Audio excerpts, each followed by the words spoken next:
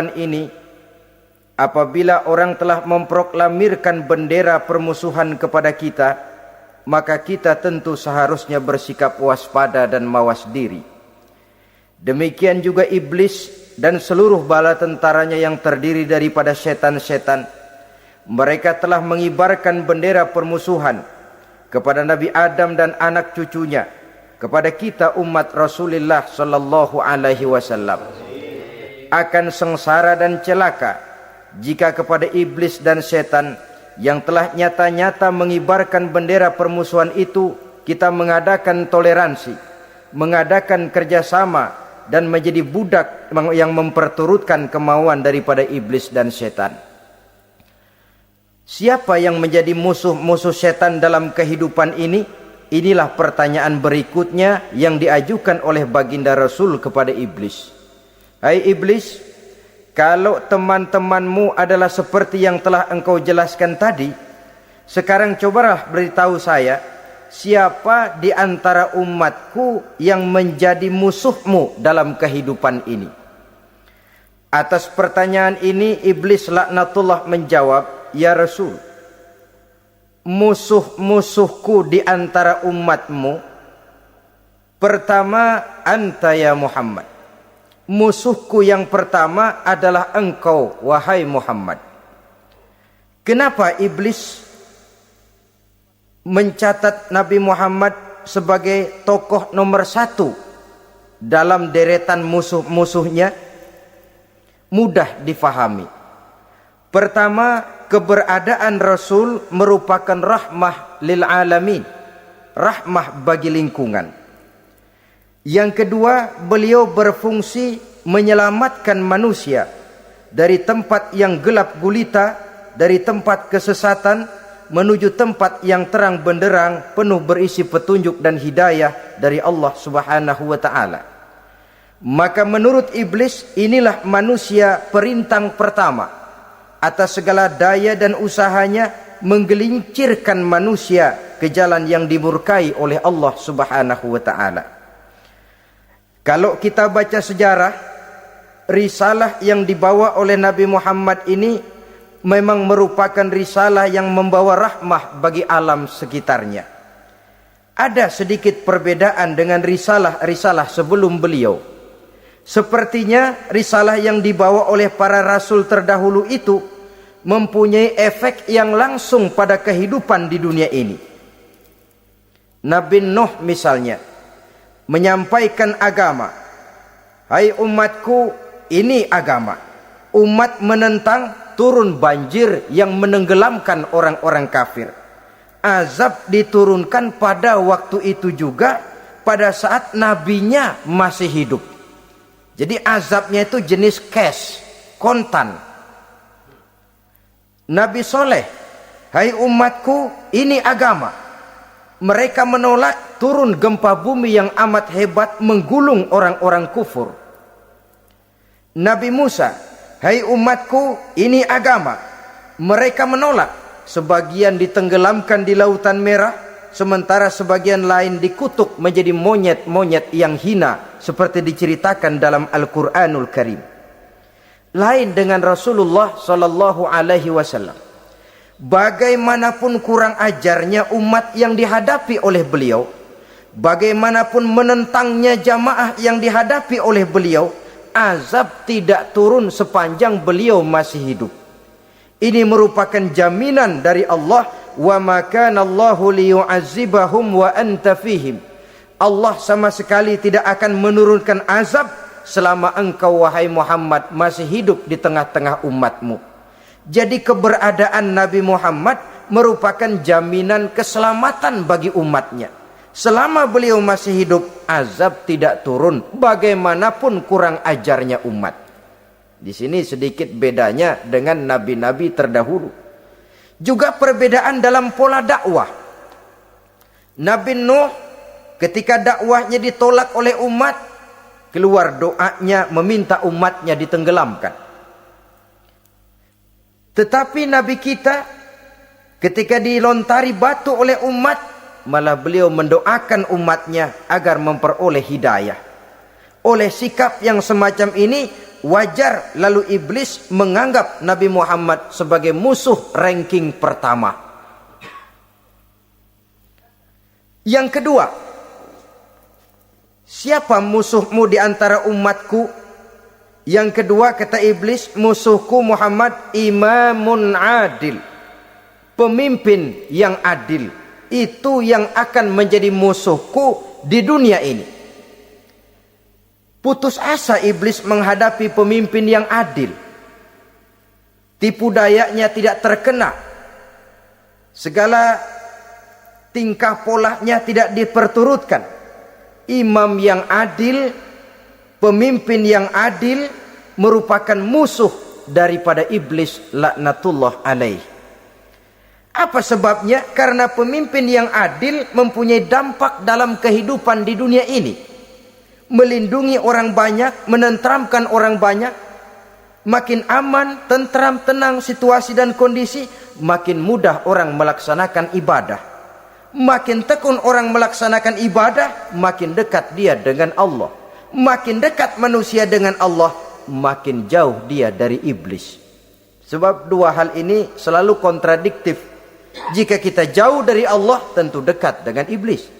Jika kita jauh dari iblis, harus dekat tentu dengan Allah. Dan begitu selanjutnya.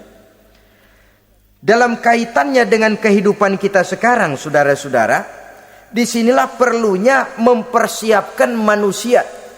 Membangun manusia itu jauh lebih sulit daripada membangun jembatan. Membangun manusia itu lebih sulit daripada membangun gedung-gedung bertingkat. Termasuk membangun dan mempersiapkan calon-calon pemimpin yang adil di masa yang akan datang. Membangun jembatan penting. Tapi lebih penting daripada membangun jembatan adalah membangun manusia yang bikin jembatan. Sebab kalau manusia yang bikin jembatan tidak dibangun lebih dahulu, saya khawatir jembatannya nanti habis dimakan oleh yang bangun jembatan. Mengaspal jalan raya penting. Lebih penting dari mengaspal jalan raya, membangun manusia yang mengaspal jalan itu. Sebab kalau manusia yang mengaspal jalan bermental rusak dan bejat, saya khawatir jalan belum selesai, aspalnya habis dimakan oleh yang ngaspal. Inilah pentingnya membangun manusia pembangunan. Semua tugas-tugas besar, semua pekerjaan-pekerjaan yang baik harus berangkat dari niat yang baik, berangkat dari hati yang bersih. Siapapun adanya kita, apapun profesi kita. Yang jadi kiai, marilah berangkat dari niat yang bersih. Yang jadi mubaligh, marilah berangkat dari niat yang bersih. Niatnya itu mau menghidupkan Islam atau mau cari hidup jual Islam. Kalau mau menghidupkan Islam, mari sama-sama kita berjuang. Tapi kalau mau cari hidup untuk dengan menjual Islam, minggir saja daripada nanti bikin malu. Yang mengurus masjid, mari berangkat dari niat yang bersih. Ngurus masjid itu niatnya mau menghidupkan masjid atau mau cari hidup di dalam masjid. Kalau mau menghidupkan masjid, mari. Tapi kalau mau mencari hidup di dalam masjid, tolong minggir saja daripada nanti bikin aib. Yang jadi orang alim, mari berangkat dari niat yang bersih. Jangan memperjualbelikan fatwa, yang halal dikatakan haram, yang haram jadi samar-samar, nanti membingungkan umat. Berangkat dari niat yang bersih, membangun manusia pembangunan. Ini barangkali istilah yang lebih kena. Saudara-saudara kaum muslimin rahimakumullah. Setiap kita pada hakikatnya punya bakat. Secara fitrah yang kita bawa, bakat apapun kita ini punya. Saudara punya bakat jadi pemimpin, saudara pun punya bakat jadi pengkhianat. Saudara punya bakat jadi orang soleh, saudara juga punya bakat jadi orang salah. Saudara punya bakat jadi orang besar, saudara pun punya bakat jadi orang hina. Seluruh bakat ada di dalam diri kita. Tinggal nanti pertumbuhannya mana yang lebih subur. Saudara punya sifat berani, saudara pun punya sifat takut. Seberani-beraninya orang mesti ada sifat takutnya. Nanti mana yang tumbuh lebih subur? Kalau takutnya tumbuh lebih subur, dia akan jadi orang penakut. Kalau beraninya yang tumbuh lebih subur, dipupuk oleh lingkungan, pendidikan dan sebagainya, dia akan tumbuh jadi orang pemberani. Oleh karena itu, agama merupakan lingkungan yang subur untuk menumbuhkan benih-benih yang baik yang kita bawa bersamaan dengan lahirnya kita ke alam dunia ini. Setiap kita, saya, saudara, punya bakat jadi pemimpin, punya bakat jadi pengkhianat, punya bakat jadi pengabdi, punya bakat jadi koruptor, punya bakat jadi pemelihara, punya bakat jadi perusak. Tinggal nanti lingkungan, pendidikan yang menumbuhkan mana yang tumbuh lebih subur. Kalau lingkungan saudara lingkungan maling, maka sifat pengkhianat akan tumbuh lebih subur. Kalau nanti saudara jadi pemimpin, insya Allah korupsi. Lingkungan yang menumbuhkan sifat mengabdi, sifat berbuat tanpa pamrih, dikalahkan oleh sifat pengkhianat dan korupsi itu yang dibentuk oleh lingkungan, pendidikan, pengalaman dan sebagainya. Oleh karena itu, secara dini agama menanamkan, menyuburkan fitrah-fitrah yang baik yang kita bawa bersamaan dengan hadirnya kita dalam kehidupan ini. Sebab itu seorang penyair bernama Syauqi mengatakan dalam sebaik syairnya, waladatka ummuka ya ibna adam bakian wan nasu haulaka yadhakuna surura. Hai manusia, pada saat kamu dilahirkan kamu menangis dan orang lain di sekelilingmu ketawa. Kakek senyum dapat cucu baru, paman gembira dapat keponakan baru, sementara kita yang lahir menangis. Betul apa benar? Apa ada saudara yang begitu dilahirkan terus nyengir? Saya kira kabur dukunnya itu. Setiap kamu hai manusia lahir dalam keadaan menangis, orang sekelilingmu tertawa. Karena itu katakan kepada mereka yang senyum di sekelilingmu, hai manusia, pada saat saya dilahirkan saya menangis dan kamu semua tertawa. Baik manusia. Tapi nanti pada satu saat harus terjadi kebalikannya. Kalau dikala saya lahir saya menangis dan kau semua senyum, nantilah manusia. Kalau satu saat saya meninggalkan alam dunia ini, saya akan berangkat dengan senyum dan kalian semua akan berurai air mata. Kalau perlu dari Sabang sampai Merauke kibar bendera setengah tiang. Kalau perlu. Jangan terbalik, kita mati melotot orang malah gembira. Karena hidup selalu membawa sifat-sifat yang merusak. Inilah orang kedua yang menjadi musuhnya iblis dan beruntung menjadi musuh iblis. Siapa? Imamun adil, pemimpin yang adil. Saudara-saudara kaum muslimin rahimakumullah. Yang ketiga musuh iblis, ghaniyun mutawadhi, orang kaya yang rendah hati, orang kaya yang tidak sombong. Kaya apa saja, baik kaya oleh karena ilmu, orang yang kaya karena ilmu disebut orang alim.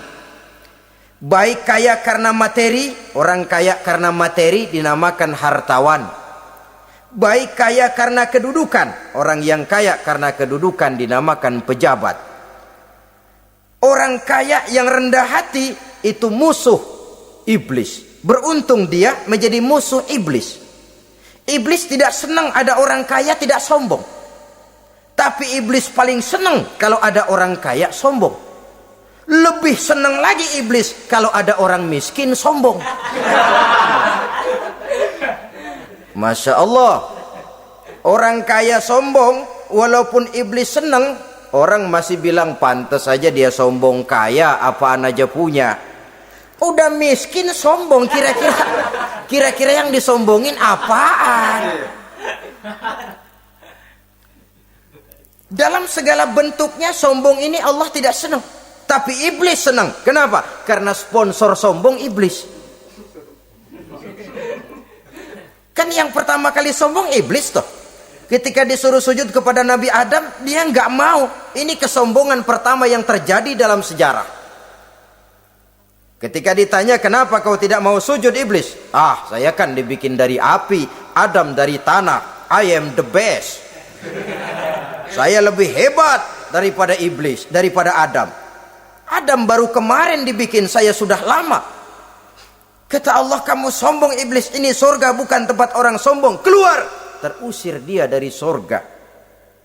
Jadi, kesombongan pertama adalah kesombongan yang dilakukan oleh iblis. Dan dia tanamkan itu kepada kita supaya jadi orang sombong. Karena itu sombong ilmu Allah nggak senang, tapi iblis senang. Mentang-mentang ada ilmunya. Nih, satu-satunya ustadz di sini ya. Semua mesti ngaji sama gue. Kalau nggak ngaji sama gue, Islamnya kurang tapi bener. Sombong karena ilmu. Sombong karena pangkat. Mentang-mentang pakai bintang di pundak, jalan pundak duluan. Yang wajar saja hidup ini. Sombong harta pun begitu. Kaum muslimin rahimakumullah. Orang kaya yang rendah hati dimusuhi oleh iblis, tapi dicintai Allah, dicintai Rasul, dicintai malaikat. Caranya bagaimana? Kembali kepada satu kesadaran bahwa pada saat terlahir ke alam dunia ini tidak ada yang pernah kita bawa. Kalau sekarang kita punya rumah, punya kebun, punya kendaraan, punya pabrik, punya segala macam benda, apa itu? Titipan. Pada suatu saat akan diambil kembali oleh yang menitipnya. Kalau titipan itu pandai kita jaga, pandai kita syukuri, titipan akan makin banyak. Sama juga kita dalam kehidupan. Kalau orang bisa kita percaya, saya mau pergi ke luar negeri, rumah saya titip kepada tetangga. Saya pulang dari luar negeri, isi rumah tetap tidak berkurang, malah dibersihi, malah disapu, dihilangkan kotorannya. Tentu bukan main syukur saya, girang saya. Akan bertambah kepercayaan saya untuk menitipkan apa saja. Ini makna la in syakartum la azidannakum wa la in kafartum inna azabi lasyadid. Kalau kamu pandai bersyukur, aku tambah nikmat. Tapi kalau kamu ingkar, azabku teramat pedih. Artinya apa? Nikmat bisa berubah menjadi azab kalau kita tidak pandai mensyukurinya.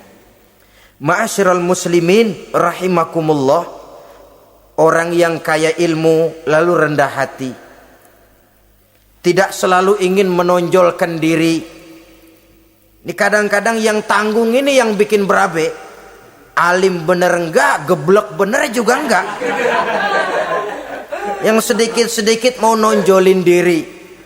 Kalau enggak jadi imam enggak mau ke masjid.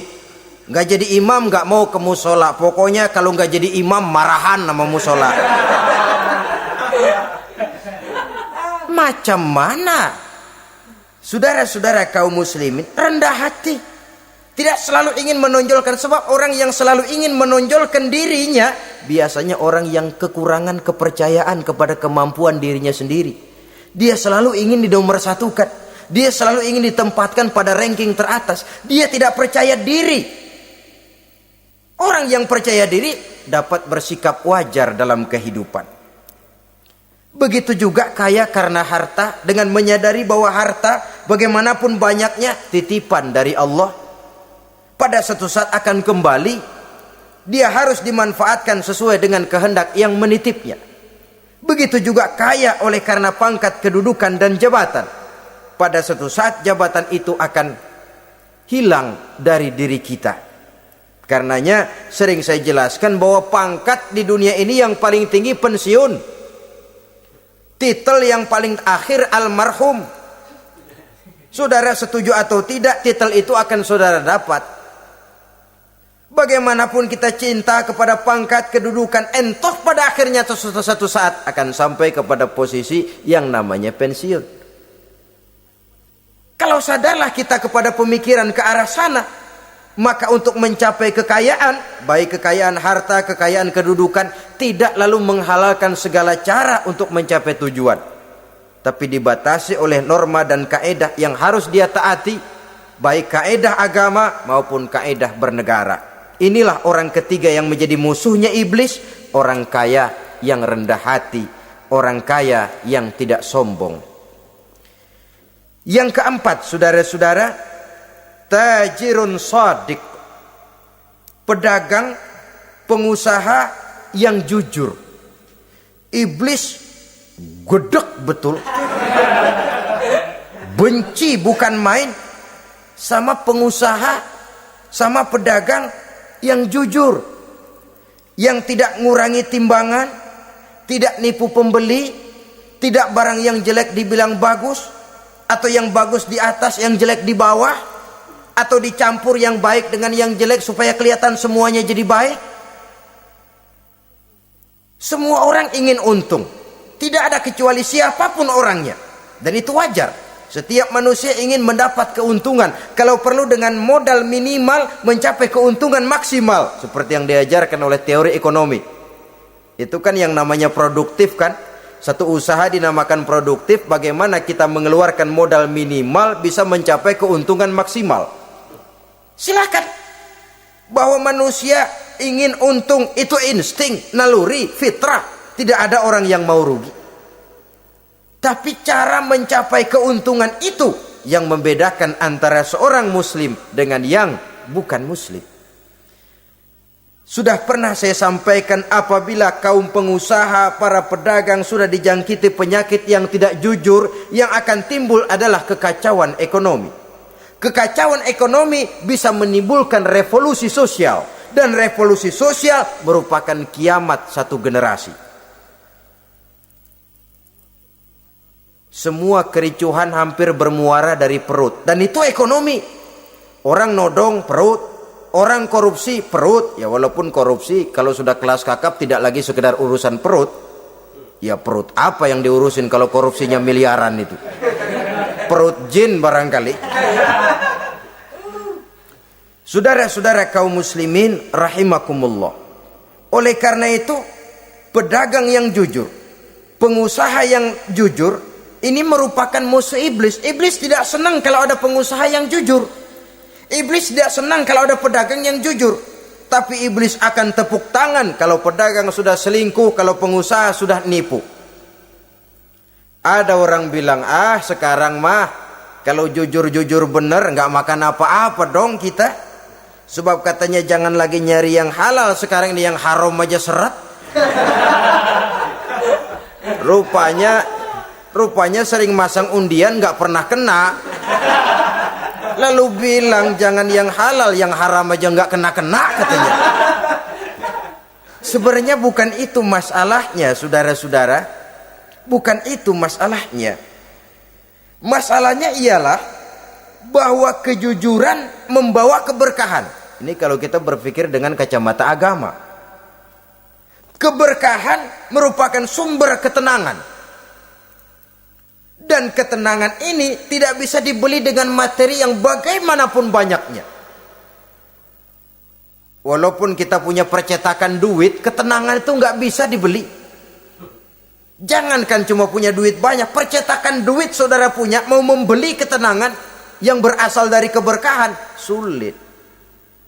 Jadi kejujuran membawa keberkahan, keberkahan membawa ketenangan. Jangan macam dulu tukang sol sepatu. Ditanya oleh temannya, "Bang, ngesol satu hari dapat berapa?" 200 rupiah. Sembayang enggak? Enggak. Islam? Islam, kalau Islam mah. Kata temannya, sembayang dah, kali aja besok dapat rezeki lebih banyak. Yang benar, iya. Sebab kalau orang sholat itu Allah dekat, nanti rezekinya ditambah. Beneran? Bener. Subuh sembayang dia. Habis sembayang sarapan, berangkat ke tempat dia ngesol, mangkal. Dari pagi sampai jam 11 belum ada juga yang ngesol. Mulai bimbang hatinya. Katanya kalau sembayang rezeki tambah. Tadi sembayang subuh sampai gini hari belum ada yang ngesol. Cobaan kali, sabar. Datang sholat zohor. Habis zohor nunggu lagi, belum juga ada yang datang ngesol. Udah mau pulang hampir maghrib, baru datang satu orang dandanin sendal jepit putus.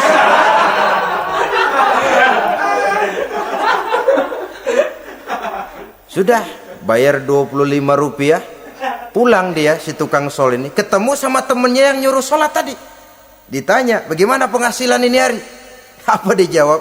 Gua kapok deh sembahyang.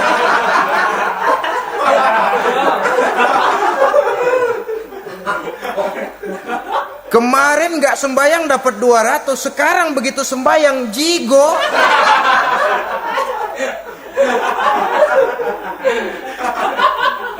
Dia tidak sadar bahwa dari kacamata agama 25 rupiah yang membawa berkah jauh lebih baik ketimbang 200 uang panas. Dari kacamata agama 25 rupiah yang membawa berkah lebih baik daripada 200 rupiah tapi panas. Sebab panas menjauhkan kita dari ketenangan. Itulah sebabnya maka pedagang yang jujur, pengusaha yang jujur menjadi musuh setan dan beruntung. Sekarang jadi pengusaha jujur-jujur nggak dapat proyek, Pak. Kalau nggak bisa semar, semir, semur. Padahal agama sudah menjelaskan ar-rashi wal murtashi finnar. Orang yang nyogok dan orang yang disogok dua-duanya neraka. Kenapa? Join termasuk ta'awanu 'alal ismi wal udwan. Bertolong-tolongan dalam berbuat dosa dan kesalahan. Kalau hadiah, lain hadiah. Kalau sedekah, lain sedekah. Tapi yang namanya semir, suap, ar-rashi wal murtashi finnar. Saudara-saudara kaum muslimin rahimakumullah. Jadi pedagang yang jujur, pengusaha yang jujur merupakan salah satu roda perekonomian. Kegoncangan ekonomi akan menimbulkan dampak sosial yang sangat luas dan kompleks. Yang pada giliran puncaknya, dampak paling negatifnya, dia sanggup menggerakkan terjadinya revolusi sosial. Bukankah sebagian besar gerak hidup manusia dimotivasi oleh keinginan untuk mempertahankan kelangsungan hidup? Dan kelangsungan hidup artinya mulut. Mulut itu artinya perut dan itu artinya makan. Setelah itu mungkin baru pangan, baru sandang, baru dia berpikir pakaian dan sebagainya.